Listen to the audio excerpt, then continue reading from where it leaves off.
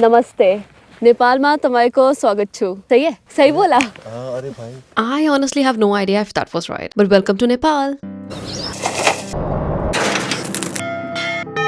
This country was never on my list, but recently I spent 10 days here and I am so disappointed in myself that I ignored this place for such a long time. So today let me show you the quiet neighbor that is often overlooked and give you all the details you need to plan your own trip along with my 10 days itinerary. And if you're an Indian passport holder, make sure you watch till the end because there's something important you need to know before your flight back. Now, how did I end up in Nepal? I met my best friend's family who are Nepalese, and after having a conversation with them, I got curious. Indians have visa-free access to travel in Nepal, so I wanted to take advantage of that opportunity. I booked my flights, and the next thing I know, I was landing at Kathmandu International Airport. But flights are not your only option to get to Nepal from India. You can also cross over by road at several border points like the popular ones at Sanauli and Ruxol. You can also take a bus. Several buses run from cities like Delhi or Gorakhpur straight to Kathmandu or Lumbini. It's super budget-friendly, but just make sure you book with a reputable operator so you don't run into any permit issues at the border. If you're thinking of driving yourself, yes, you can take your own car across, but heads up, Indian vehicles need a special permit called a Bhansar permit to enter Nepal. You can get this at the border customs office and usually valid for 30 days. So whichever way you choose, train, bus or car, it's pretty easy to get into Nepal from India. Just remember to have your documents and permits ready for a smooth trip. And whichever border you're crossing, just make sure and double check that you get the exit stamp from Indian immigration and entry stamp from Nepalese immigration. Coming back to my trip, once I landed at Kathmandu, I headed straight to the counter for a SIM card. And at the airport there are like plenty of Ncell SIM counters. I just got a SIM card from there. Next, I hit up an ATM to get some cash. Okay, so I had a few moments of heart attack because my card was not working in any of the ATMs. There was a third one, NIMB, bit where it worked. So if that's happening with you, there are plenty of companies here with ATMs, so you can just like go and try different ones. I don't know what was happening. I think they were not accepting the national card. Got a SIM card, got a prepaid taxi and heading to my hostel now. Now heads up, some Indian debit or credit cards don't work in Nepal. Look at the back of your card near the magnetic strip or down at the bottom. It might say something like not allowed to use in Nepal. I landed pretty late and I thought that the best way for me to get to my hostel from the airport was just to take a prepaid taxi. Tamil. Where you from? India. Welcome to Nepal. Thank you. Yo hostel थाहा छैन Oh, you're I can't find out where the hostel is. Getting in one of the taxis. I was staying in Tamil. And if you're thinking about where you could stay in Kathmandu, then this city has a few great neighborhoods for travelers. First up is obviously Tamil. It's the backpacker hub.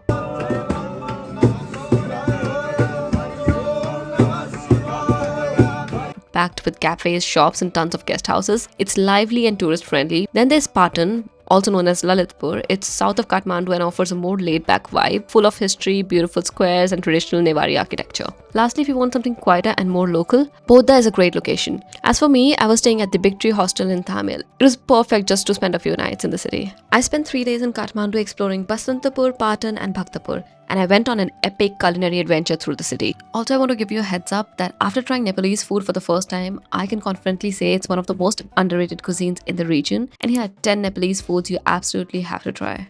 Jhol momo. These are steamed Nepalese dumplings with a soup and spicy sauce. I tried a plate in Bhaktapur and it was delicious. Never had better momo than this. Also, there are many types of momo in Nepal. I also love the Tsadeko momos, which is a spicy pan-fried momo salad, and I tried it from Shandar Momo in Tamil. This place was recommended by some locals and it's a 10 on 10. Another new type of momo I found in Pokhara was Tulo momo at Himalayan Dorji restaurant. This was a plate of 4 huge puff momo served with a plate of side dish, and the outside shell of this momo was a little spongy and different from regular momo. Then if you're in Bhaktapur, you also have to try Juju Dhau, which literally translates to king of yogurt. This is a speciality of Bhaktapur and made in clay pots. It is sweet, tasty and just the perfect dessert for a hot day. After one bite, I was in love and it reminded me of Mishti Doi that we have in West Bengal. In Bhaktapur, I also tried chatpate and pani puri from a local street food vendor, and oh my god, this was such a blast of flavor in my mouth. And if you're also into trying street food, then add YY Sadeko to your list as well. Another street food special is Chow Chow. I think it's just instant noodles vegetables but made in a Nepalese way, and I tried it from a very small tea stall in Pokhara. I was also recommended to try Newari Khaja set, and for that I went to Patan. I found this particular restaurant with amazing reviews and ordered one plate. This dish is a traditional platter with beaten rice called chiora, spicy grilled meat called choela, aloo tama, which is spicy potato curry,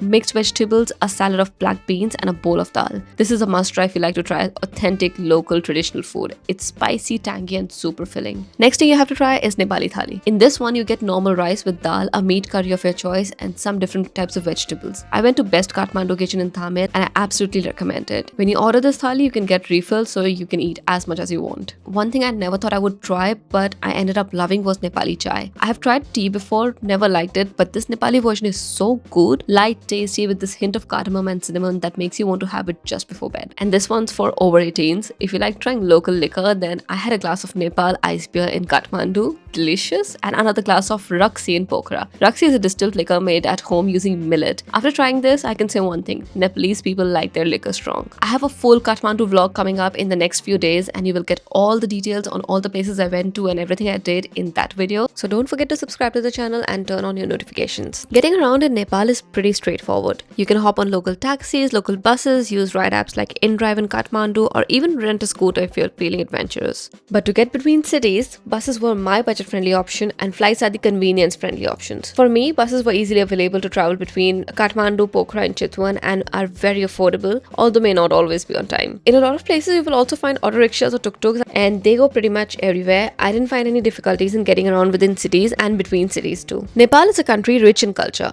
a place where ancient traditions and spiritual beliefs have been beautifully preserved through time. What really stood out to me was how spirituality, religion, and hospitality blended so effortlessly with modern life here. Hinduism and Buddhism are the two main religions in Nepal, but Islam, Sikhism, Jainism, Christianity, and others also peacefully coexist, reflecting the country's deep-rooted values of tolerance and harmony. While Nepal is generally relaxed when it comes to clothing, especially in touristy areas like Thamel, Pokhara, or Lakeside, it's still a conservative country at heart. I would recommend dressing modestly, especially when visiting temples, monasteries, or rural villages. For women, that means covering shoulders and knees, think loose pants, maxi skirts. Men should avoid going shirtless or wearing very short shorts in local areas. In religious sites, you'll also need to remove your shoes and sometimes even your hat before entering. So overall for me, casual and comfortable clothing was fine, just with a touch of mindfulness and respect for local customs. Most people in Nepal speak Nepali, which I found quite easy to understand since it shares many words with Hindi. In fact, Nepali and Hindi even use the same script, so I could technically read it too. That said, English is widely spoken in tourist areas and I had no problem communicating during my trip. But if you want to connect with locals, picking up a few simple Nepali phrases goes a long way, like a warm namaste or dhanyavad is always appreciated. Best season to visit? Well, Nepal's weather is pretty seasonal. The most popular time to visit is during the spring months, which is March to May, when the flowers are blooming and the weather is warm but not too hot. However, I visited during this time and I noticed that there was a lot of smoke as well due to slash and burn practices in the mountains. And that is why I recommend, and many locals recommended to me, was to visit in September. This is the autumn season that lasts from late September to November. This is when the rains have just ended and the mountains are lush green with clear skies, wildflowers, and almost no crowds. On the flip side, the monsoon season from June to August brings heavy rains and can make travel very tricky, especially if you want to go trekking. And traveling by road in this season is also quite dangerous. Nepal might be famous for Mount Everest, but there's so much more to this country than just mountains. In Kathmandu, you will find a glimpse of history and culture. Then there's Pokhara, starting point for many popular treks and home to a lot of hill communities like the Gurungs. If you're interested in wildlife, head to Chitwan National Park or Barda National Park. Of course, there's the Everest Base Camp trek for those who want the iconic Himalayan experience, or the Annapurna Base Camp for the equally stunning views with slightly easier access. But if you want to do something a little more offbeat, then try the Manaslu circuit, Upper Mustang, or the mysterious Dolpo region. These places are on my list. They are remote, raw, and absolutely surreal.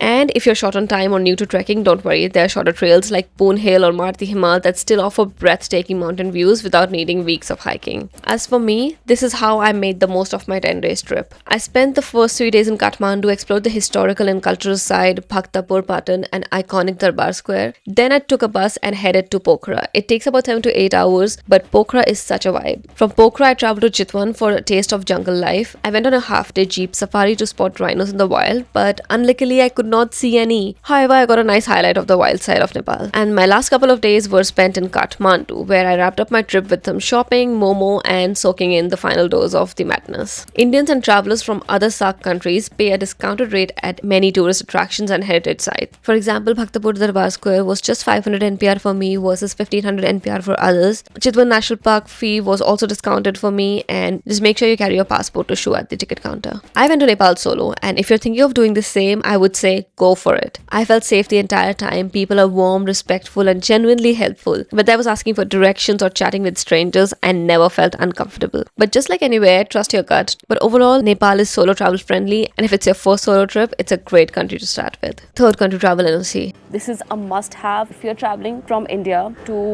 Nepal and then you want to travel to another country. You need to have this third country travel NOC from the embassy, and the embassy opens at 9 a.m., closes at 5:30 p.m. and usually they ask you to come on the same day of your flight, but if your flight's at an odd time, then go the day before and request them. I paid 2,950 Nepali rupees to get that NOC, and you need to have a confirmed flight ticket, copies of your passport front and back, copy of the stamp that says you have departed India on your passport, and copy of the stamp that says you have entered Nepal, along with 2 photographs and your printout of your flight tickets. All of these documents are super necessary. You won't be able to get it without them, so make sure you get them copied. There was a photocopy shop just outside the embassy, so you don't really need to run around. Get to the embassy, get these copies, get the cash. No card payment is allowed. That's how you get it. And big thanks to the person who told me about this, that he was Vishnu, and I met him on the bus to Kathmandu, and he has his own YouTube channel, Wandering Maniac. If he had not told me, I would have not known about it, and I would have been stuck today at the airport. And the last question, is Nepal worth visiting? Well, to be honest, Nepal was not even on my original travel list, and now I can't stop thinking about it.